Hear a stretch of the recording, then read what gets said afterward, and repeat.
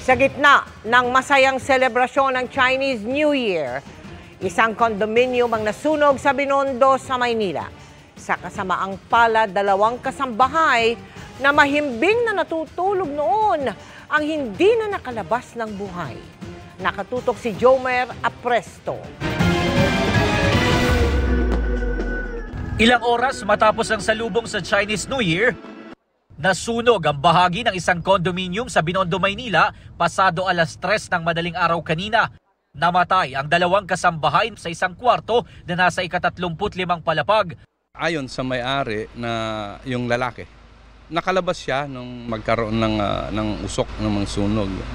Siguro nagpanik na at hindi na niya na yung mga kasamahan niya na gisingin. Agad naman daw siyang humingi ng tulong sa mga bumbero kaya agad na ilabas ang 2 niyang kamag-anak.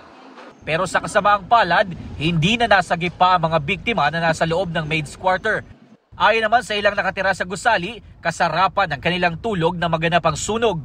Nagising na lang po kami doon sa kalabog po ng pintuan namin.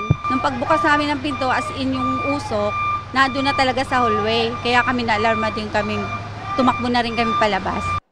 Ayon sa Bureau of Fire Protection, umabot sa unang alarma ang sunog na tumagal na mahigit 1 oras bago naapula mag-aalas 5 ng madaling araw. Maswerte at agad naman daw na-contain ang sunog kaya hindi na ito kumalat pa sa mga katabing unit. Pinabalik din agad sa loob ang mga residente matapos masecure ng BFP ang buong building. Base sa investigasyon ng BFP, aabot sa 4 na milyong piso ang halaga ng mga napinsalang ari-arian. Patuloy pa ang investigasyon sa pinagmulan ng apoy.